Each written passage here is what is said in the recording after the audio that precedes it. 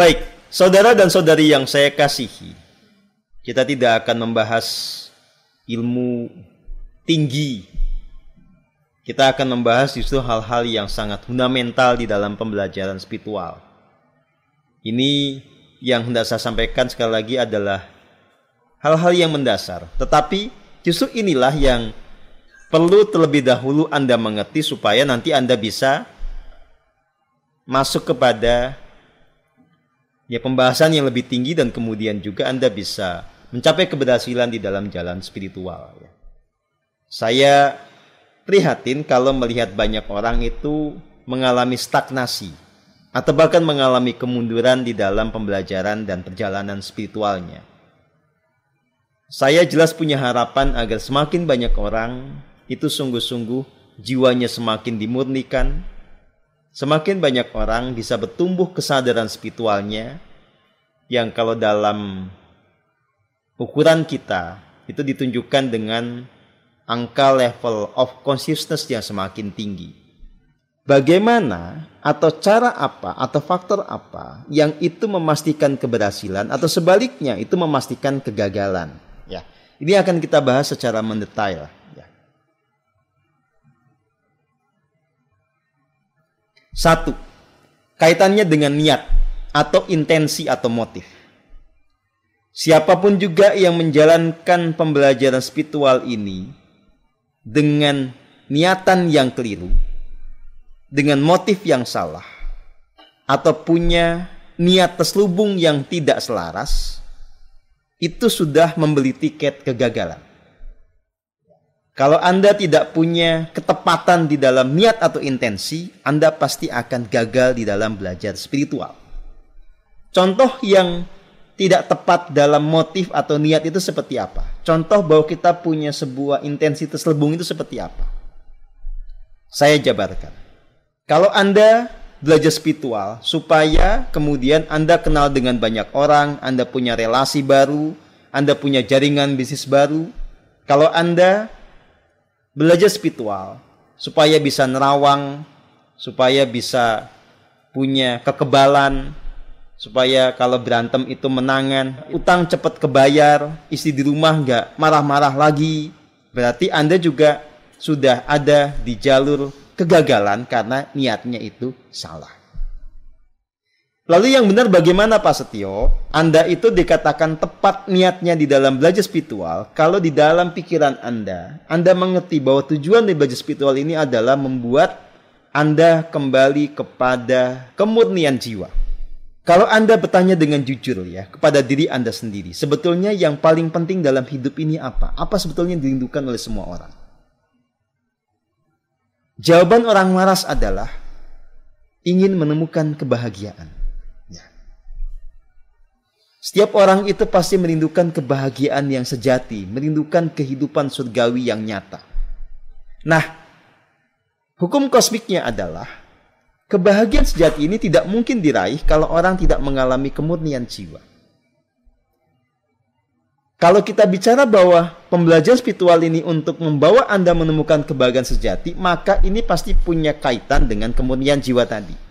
Jadi kalau Anda meniatkan lewat belajar spiritual ini menjadi jiwa yang semakin murni dan semakin bahagia, berarti Anda tujuannya benar. Yang berikutnya,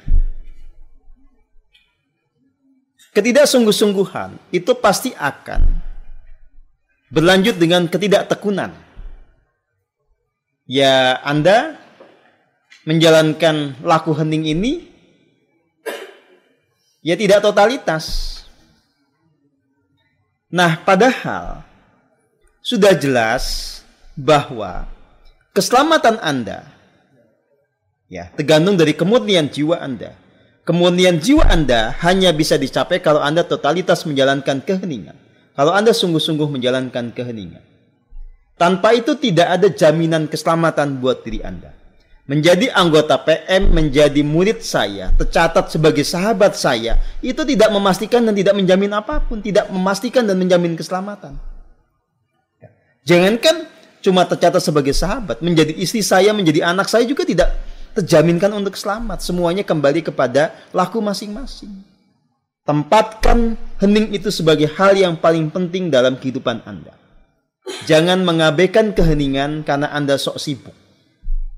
Berikutnya, Anda akan berhasil kalau Anda cukup punya kerendahan hati, cukup punya kesiapan, membuka diri terhadap pengetahuan yang saya sampaikan, tidak mencabut andukannya dengan persepsi Anda, dengan pengetahuan Anda sebelumnya, yang disangka sama padahal tidak. Banyak di antara Anda itu yang merasa, gampang lah hening itu, udah sering saya zaman dulu udah ngerti itu suwung itu apa. Yang diajarkan Pak Setio itu sama kok dengan yang saya pelajari di masa-masa lalu, cuma begitu doang. Gampang. Itu adalah sikap yang pasti memastikan Anda gagal. Anda terlalu meremehkan apa yang disampaikan kepada Anda. Tidak dengan sungguh-sungguh mencoba memahami apa sebetulnya maksud dari yang saya sampaikan. Ada lagi yang itu kemudian pasti gagal kalau tidak cukup rendah hati untuk menerima umpan balik. Tidak perlu misalnya dikasih tahu LOC-nya berapa, tidak perlu dikasih tahu kejeniannya berapa. Saya yang paling tahu tentang diri saya sendiri. Itu dalilnya. Ya. Saya sudah bahagia, tidak perlu dinilai-nilai dengan angka itu. Anda hanya akan berhasil kalau sikapnya begini. Ya. Saya katakan, kualitas hening Anda 1%. Lalu Anda bilang, ya Pak. Lalu apa yang saya lakukan dan perbaiki semuanya? Saya kasih tahu begini. Dan Anda ikuti. Itu baru benar. Banyak di antara Anda yang masih ingin memelihara segala bentuk ilusi dari masa lalu dan mau digabung-gabungin, digatuk-gatukin, cocok-cocokin dengan apa yang saya ajarkan. Saya katakan, tidak akan berhasil. Anda kembali ke titik nol dulu. Netralkan semua dulu. Anda katakan bahwa yang belum saya alami dengan sungguh-sungguh, saya tidak akan bisa pegang sebagai kebenaran. Nah, sekarang Anda belajar dengan saya, mulai dari yang paling mendasar, apa yang saya ajarkan, coba Anda pahami dengan betul. Pada titik ini, kemudian menjadi perlu yang namanya trust. Sebelum Anda belajar ke saya, sebelum Anda itu memutuskan bergabung dengan Pesona Matahari, Anda mestinya pelajari dulu PM itu seperti apa, saya seperti bagaimana, Anda nilai dulu saya itu hakikatnya kayak apa. Kalau sudah mantap, baru kemudian Anda gabung, belajar menjadi murid saya. Ya. Saya memberi ruang dan waktu buat Anda untuk mengevaluasi kembali Anda masih mau nggak belajar sama saya.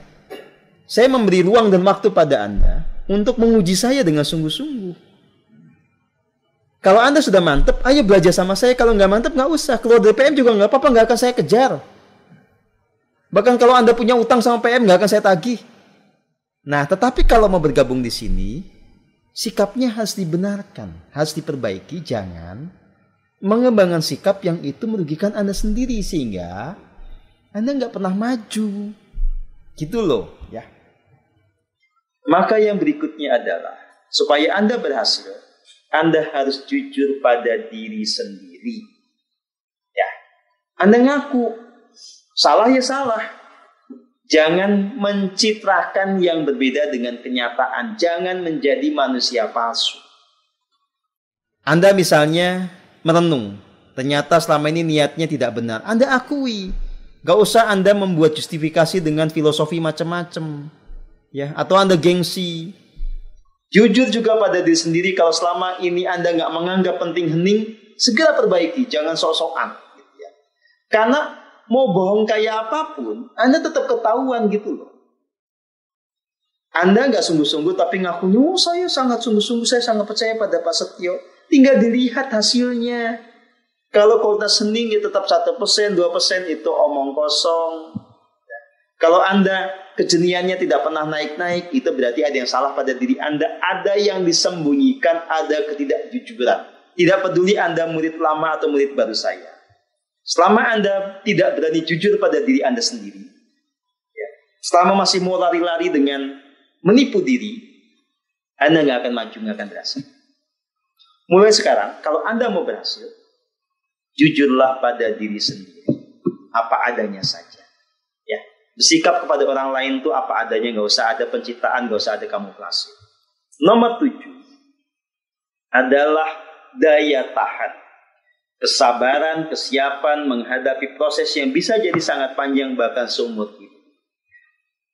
Kesiapan, kesabaran untuk menghadapi kesulitan yang pasti muncul di tengah perjalanan, termasuk rasa tidak nyaman ketika terjadi pemurnian jiwa. Apalagi buat Anda, para mantan pendukun ya, atau mantan yang salah jalan, yang badannya kadung banyak sama demit. Meditasi yang saya ajarkan pasti akan membuat Anda sangat tersiksa. Ya, contoh. Misalnya Anda sudah belajar banyak belasan tahun ya, tapi salah jalan. Maka segala jejak kuasa kegelapan itu nempel di badan Anda dengan sangat melekat. Dan itu gampang untuk disaksikan oleh saya. Nah, saya misalnya memberi informasi, kejenian Anda 1%. Berarti kan badan Anda di semua wilayahnya, di semua ruangnya itu pasti ada demitnya. Dan itu kalau kemudian Anda mencoba untuk hening, si demit-demit itu kan masih berontak. Ya. Badan Anda akan penuh dengan gejolak. Gejolak dari mana? Ya emosi Anda dan emosi demit itu. Demit itu oyag-ayik di dalam badan Anda. Ya. Mau lepas tapi juga Anda tahan sendiri. Itu akan membuat Anda jadi kesakitan. Karena demit itu kan memang itu metafisika, tapi kan dia bisa menyatu dengan badan fisik ini. Segala gejolak yang kemudian terjadi itu akan menyakiti badan fisik Anda. Gitu. Kenapa saya hening malah sesek gitu ya? Ini banyak faktor. Anda banyak luka batin selama ini nggak pernah diberesin. Lewat hening dia naik ke permukaan. Nah makanya banyak orang tidak tahan belajar spiritual karena tidak mau menghadapi kesulitan-kesulitan seperti ini. Pengennya damai, tentram, pengennya dilus-elus, kamu benar, tidak boleh dihakimi. Ngomong kosong yang kayak gitu tuh. Ada yang mau kayak begitu? Elosinya 1, kejenihannya 1%, tapi dibilang hebat, teruskan. Yang penting damai. Mau? Digoblokin kok mau. Salah, saya bilang salah. Tidak peduli Anda itu tua atau muda. Tidak apa-apa Anda sakit hati sama saya. Ketika saya mengatakan kebenaran dan Anda kabur, itu buat saya nggak penting. Silakan selamat belajar. Tolong ingat yang tadi sudah saya sampaikan, oke? 1, soal niat, jangan salah niat. Ya, luruskan niat Anda. Kembali sadari bahwa belajar spiritual untuk memutihkan jiwa raga. Kemudian jiwa raga itu menjamin keselamatan, menjamin kebahagiaan. Kedua, sungguh-sungguh, jangan asal-asalan. Sungguh-sungguh itu berangkat dari Anda sadar bahwa ini sangat penting buat hidup Anda. Ya. Punya uang itu penting, tapi bukan yang paling penting. Yang paling penting itu Anda setiap waktu jiwanya semakin murni. Ya. Maka meeting dengan klien, rapat dengan bos itu penting, tapi bukan yang paling penting. Jangan gara-gara itu kemudian Anda melupakan keheningan, merasa nggak butuh hening. Oke? Ketiga, kosongkan gelas, rendah hati, ikhlas pada saya sebagai pembimbing Anda. Keenam, tadi sudah kita bahas, jujur pada diri sendiri. Dan yang ketujuh adalah betul-betul Anda punya daya tahan, punya endurance menghadapi perjalanan panjang di dalam jalan spiritual. Ya. Jadi kalau Anda tanya, saya mesti belajar ke Bapak berapa lama? Ya selama Anda siap, selama Anda itu hidup. Ya, jadi nggak bisa nggak saya 3 bulan aja tercerahkan ya? Ngayal. Ya, ini pelajaran seumur hidup Bapak-bapak dan ibu-ibu.